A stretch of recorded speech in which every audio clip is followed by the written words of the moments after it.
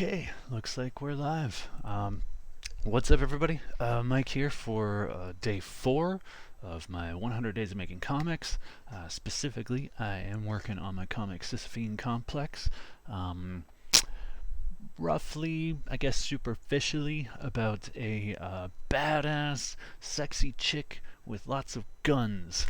Sex and violence. That's the wrapper that encases this nutritious and delicious treat that hopefully in the near future you and others will ingest and enjoy and perhaps regurgitate for other people.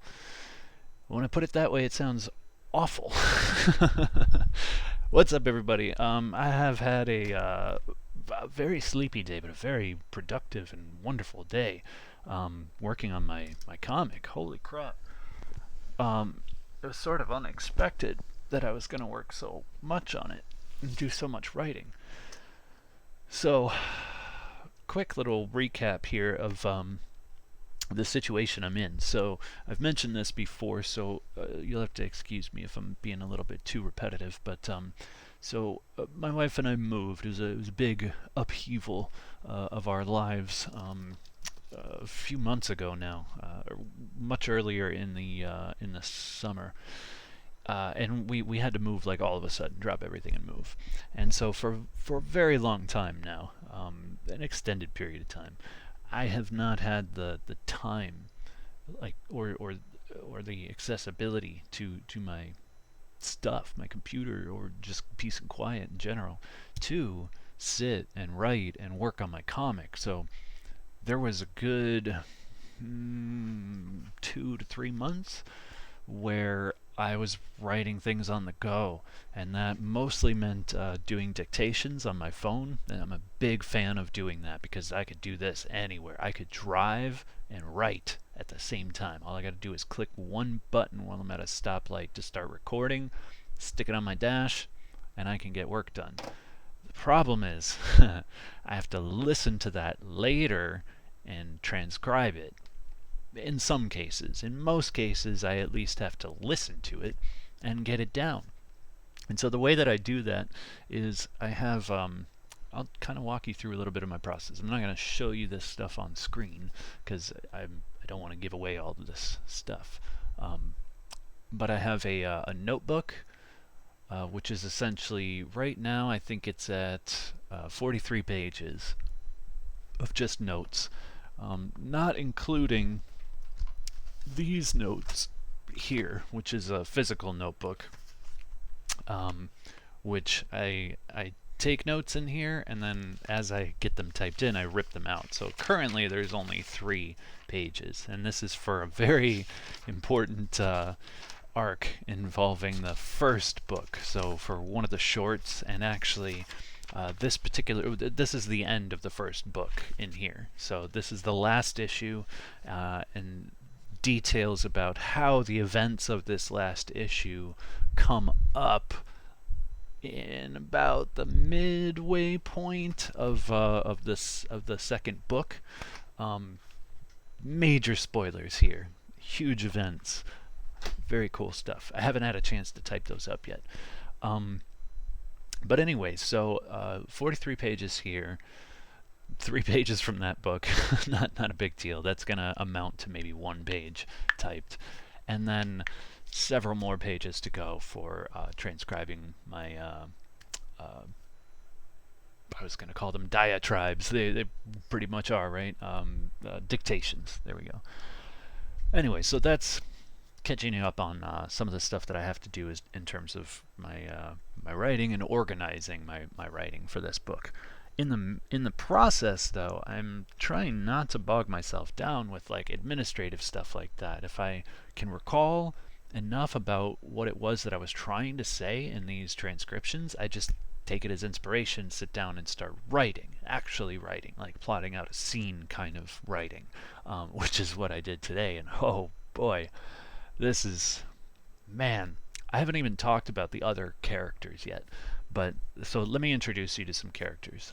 I feel like I should have some art ready for this kind of thing. Like I should show you a concept piece and then describe it, but I'm excited about what I've written today. So let me just share with you this. Now, this is nothing completely new. This is all stuff it's been here for a while. Um, why is it not?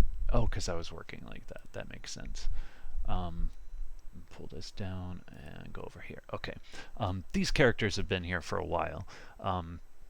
But what I've written today, that's the new stuff, and that's something that I'm actually very excited about. So there's a couple in this story, and one of them is commandeered by Sissy to work with her. I've described her in I believe my day 3 video.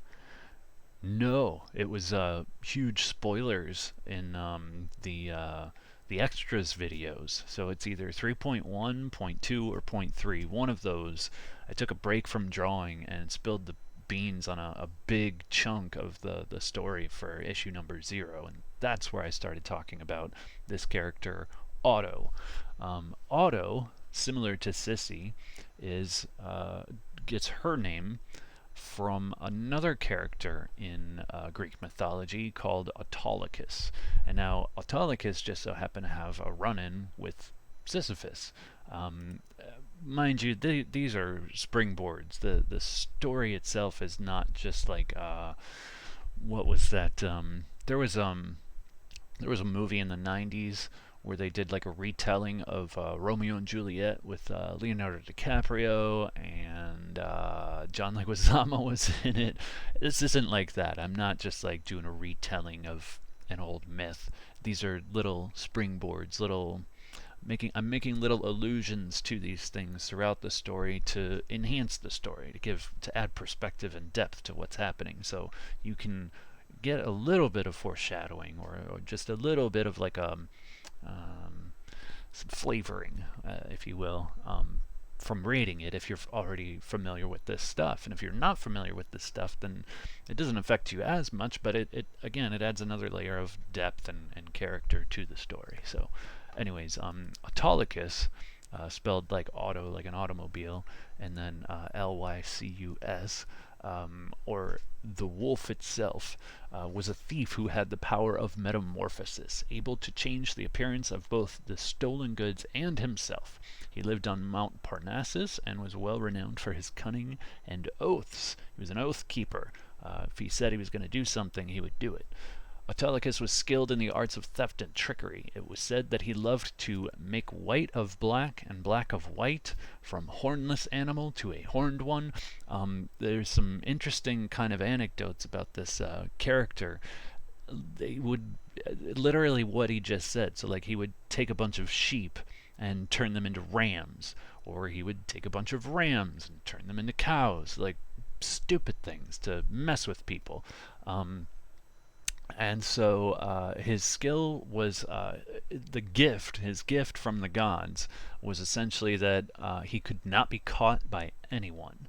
And he also had a helmet to make him invisible. So, anyways, master thievery, or master of thievery, okay, was also the situation with Sisyphus is that he actually stole Sisyphus's herd of cattle right from underneath him. He changed them, I believe, into goats. And it was like, what do you mean cattle? I don't have any cattle. I just have a bunch of goats. I didn't steal your cattle. It's pretty funny. So, anyways, my Otto is not quite like that. She is essentially a hacktivist by night. That's her. She's a teacher. She teaches. This is deep into the future at this point. So they have a humanities and computer sciences course at this university that she teaches at, which pretty much delves into the history of technology and how it was utilized for purposes of activism and enacting social justice in the world. Essentially like what's going on in our time right now. This course further into the future is an analysis of that and a look back on that, like a history class, but obviously for a different age, a different era. That's her realm. That's what she teaches. She's an incredibly skilled hacker, really good with tech and all that kind of stuff. I don't want to make her a trope, but the description that I'm giving you is a trope, and it helps for you to just get the gist of the character that we're talking about. So that's the gist. That's the archetype. We're going to expand on that archetype, but that's the archetype. Um, so she is, for much lack of a better way to describe it, a very woke person in her time. She cares very passionately about a number of different social issues, economic issues. She cares about wealth equality, all of these different things, very passionately.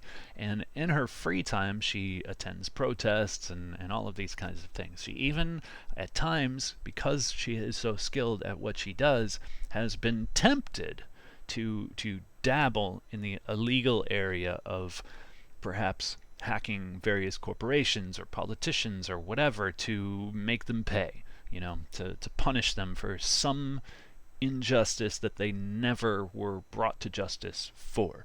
She has the ability to, but knows it's wrong, and so often stops herself, but has walked up to that line very often. So her story, her kind of journey, and her problems essentially is this, and it's that she's done the whole go to college and fall in line and be a part of the machine thing. She knows that this is her. She's being responsible. She took the responsible route. That's not, she's not passionate about that. She's not content with that. She's not happy. She feels that there's so much more that she could be doing in the world and that she should be doing. She's a very unstable person in the sense that she does not accept reality as it is in any way, shape, or form, which can be a good thing. That can, for someone like her, that encourages her to want to enact change, to want to manifest change and be a part of it. But it can also overwhelm her and bring her down and make her only see the negatives in the world and feel helpless, because it's the world. No matter what any one single person can do, it will never be enough to right all the wrongs, and she carries that burden on herself constantly. So it pushes her. It pushes her to that edge that I was talking about, where she wants to cross that line. She wants to do the bad thing for the good reason, because she knows that's a shortcut. That might have an effect, a powerful effect that I can't get any other way. So it's very tempting. It's very, very tempting. I'm going to switch my little thing here because I just realized I had it on them. You don't want to look at my folders. So her story in this story is, how far are you willing to go for your ideals, for your uh, sense of justice and accomplishment? How far are you willing to go? What are you willing to sacrifice? And I don't even mean that necessarily in a positive way, because you could look at like exercise as having sacrifice. Are you willing to sacrifice your time and a little bit of sleep and get up a little bit early so that you could have a better body? There's that kind of sacrifice. But then there's, are you willing to sacrifice your relationships and your friendships? Are you willing to put strain on your marriage and your job for the sake of your personal crusade? There's that kind of sacrifice. There's a very negative kind of sacrifice too. And so a lot of her story, her arc, her theme has to deal with, one, identity, and two, I just said it and I completely lost it. Oh my god. What the hell was I just talking about? Oh man, this is embarrassing. Sacrifice. Jeez. Sorry, massive brain fart, brain diarrhea, lost everything. Yeah, so identity and sacrifice. The identity portion being that sort of, in one world, but wanting to be in another. In a way, she wishes she were like a James Bond. I make reference to that several times in this um, essay that I've written about her. Where she wants to be an action hero. She wants to be a superhero. She thinks that's the way to do it. Like Superman taking on the world, traveling around, righting wrongs, and putting evil in its place. She feels that is her calling. That's what she needs to do. Which is, she tells herself that's why she got into education, because she can encourage and inspire others to think the way that she does, and then go out into the world to do good. But she is learning that people are people and they have different opinions and different ideals, and that some of her students don't agree with her, and some of them have really good points against what she has to say, and that frustrates her because she is a flawed character. She is a, I don't want to say she's a tragic character. I'm playing around with the idea that maybe she is. But she's almost a supervillain in the sense of, like, she believes that what she thinks is completely and utterly right, and she's immovable on that. And so the idea that she can't convince these people that what she believes is the thing to believe frustrates her and pushes her closer to that edge that she feels she needs to cross. All right, I think I've already said too much, so I'm going to move on. But at some point, Sissy enters her life, and Sissy, I don't want to give away too much about how, but Sissy is told to contact Otto, that Otto is a person that can help Sissy. I think obviously because of her particular skill set. She's very good at what she does. If you understood what I was talking about the myth of Autolycus, then you know that there is something about this character, my character, Otto, that relates to that.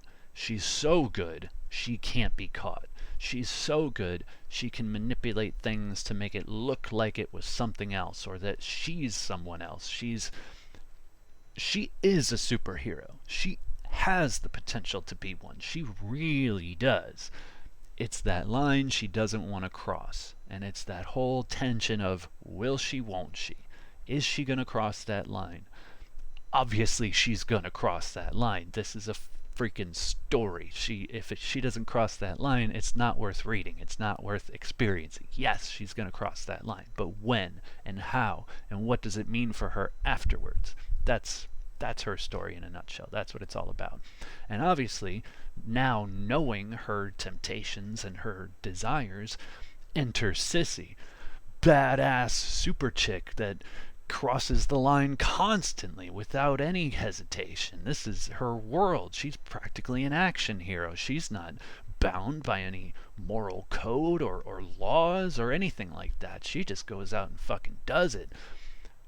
Obviously, Otto is infatuated with this person, idolizes this person, even though this person puts Otto in precarious situations and perhaps dangerous situations and is maybe not even good for her. She idolizes her to the point of obsession, maybe even in confused as to exactly where her attraction ends and begins to this person. In a very real sense, she's in love with Sissy. She doesn't quite grasp what that means, but she comes to understand that it's that she's in love with her personality. It's not that she's in love with Sissy, it's that she wants to be Sissy. It's a very unhealthy attachment. So, I've said enough. That's Otto. She's going to be a very interesting character to work with. She is in a romantic relationship with the character Lucas. Lucas is actually a character from my Space Cat comic that I've not abandoned, but it is definitely on the shelf. Like, officially, it has been on the shelf for a long time now. I am not ready to tell that story. I was at the time. So much has happened in my life. My perspectives have changed. Everything has changed dramatically. That I'm not the same person I was when I thought of that story, and so therefore that story does not mean to me what it meant at that time. So I'm no longer the person to tell that story. But there is a story to tell in Space Cat, and I just need to get to a point where I'm ready to tell that again. So, to answer anybody's questions about whatever happened to Space Cat, that's what happened to Space Cat. There's a time and a place for everything. It's not the time or the place for Space Cat right now.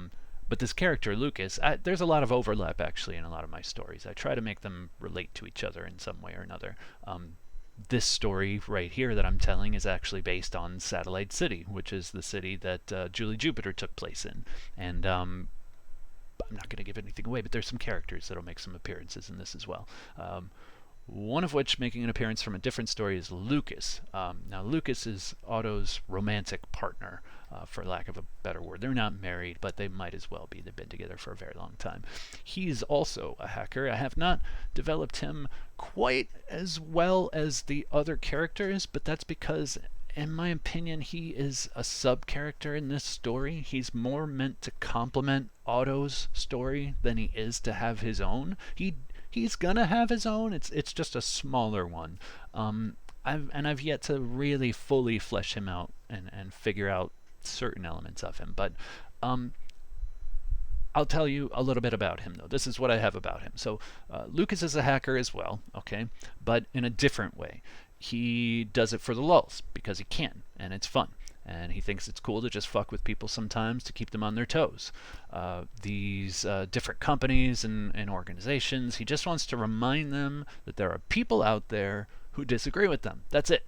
That's his motive. It's not He's not trying to topple them. He's not trying to teach them a lesson. He's just out there to remind them that there are people that think differently. That's his motivation, his way of looking at it. Whereas Otto, she's out to punish them. She's out to definitively change their mind, and if they don't agree, they should be punished. This is a very different type of thing.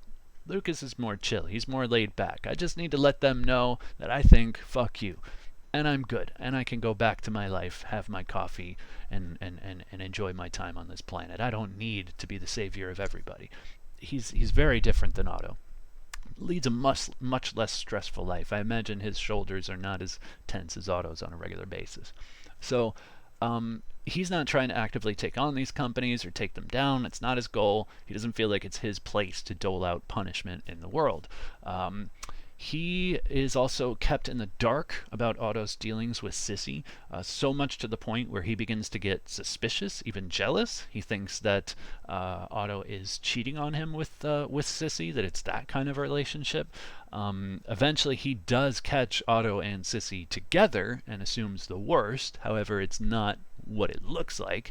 Sissy plays into it and fucks with them, though, so while Otto's trying to talk to him and tell him it's not what he thinks, Sissy's in the background making sexual poses and faces at him because she knows that it's working him up. It's a very funny scene. I'm looking forward to it. Eventually, Lucas does kind of come to understand what's going on with Sissy. He doesn't like it.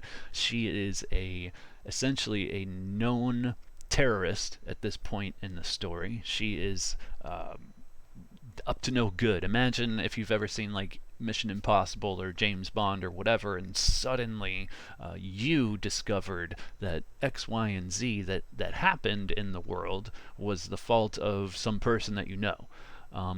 Not necessarily, they weren't doing it necessarily for bad reasons. You could argue that they're the good guy in the situation and that they are similar to Otto's ideology, doing it for the greater good, but in an extreme way. I mean, where Otto is like, oh, I don't know if I should do this hack, but if I did, then they would lose all of their personal information and their bank accounts would be flooded into other people's bank accounts, and they would pay for having cheated people out of money during the realty crisis, that kind of thing. Whereas Sissy is like, I'm just gonna level this building and kill everybody in it.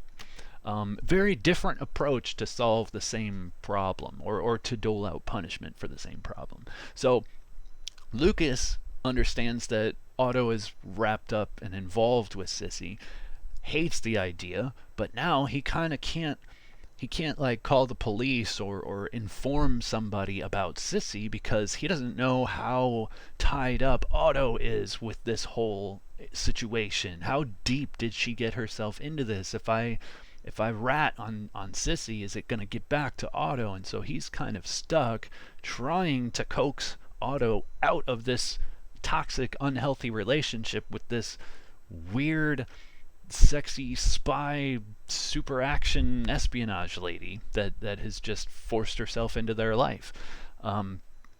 So he's pissed. And he's just like, oh, you have plenty of time for her, but what about me? What about us? She's dangerous. You saw the data they have on her. She killed over 100 people in that attack on the surrogate facility. 100 people. Are you sure you're on the right side of this? So there's a lot of potential, though, for him to turn on Sissy in order to protect Otto. But it's going to be tough. It's going to be one of those things where he has to find some way, something that at least in his mind he justifies will accomplish what he's trying to do. Maybe it doesn't, though. That's not my job as a writer, is not to give him the perfect scenario to make this come true. My job is to do something that I think he would do, and then imagine what the consequences might be. Maybe instead of helping, he hurts. I could definitely see that. So his story is all about jealousy and feeling betrayed and dealing with those emotions. What do you do with that kind of emotion and anger towards someone you feel has let you down, broken your heart, your spirit, shattered your perceptions of who they are? What do you do when you discover that what you thought was someone's identity was only a mask? That's him in a nutshell, and I feel like that's almost enough. I don't want to develop him more than that, because then there's like a third arc that I don't think the story needs. I think he facilitates enough of his purpose in this story, filling that role that I just described. So I will end this with the dichotomy between Otto and Lucas. So I'm just going to read you what I have for this last bit here. So Otto and Lucas, this essentially sums up the contrast between the two. I'm all about contrast. I don't know if anybody's picked up on this yet, but contrast is kind of my thing. I like mixing beautiful with ugly, elegant with chaotic, and dark versus light, and new versus old, all these things. I like contrast a lot.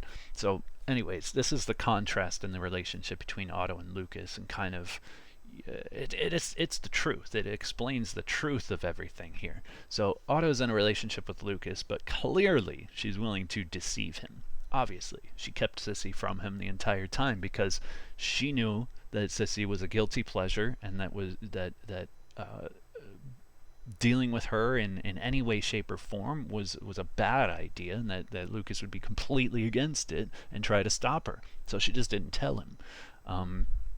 So maybe that's out of fear. Maybe it's out of fear that he would think or say something that she wouldn't like. Maybe because secretly she yearns for a more exciting life filled with action and danger, and keeping secrets is part of what turns her on about it, which that could be too. I mean, if she's really that far gone on that fantasy, then maybe not telling him makes her feel like she has this special little thing, like she is a secret agent, because nobody can know, even though it's all in her head. She's the one imposing that restriction on herself, most likely for other reasons, but she's justifying it as it's her duty to keep it a secret. Can't let this information out, sensitive information. So she doesn't accept her identity as a normal person.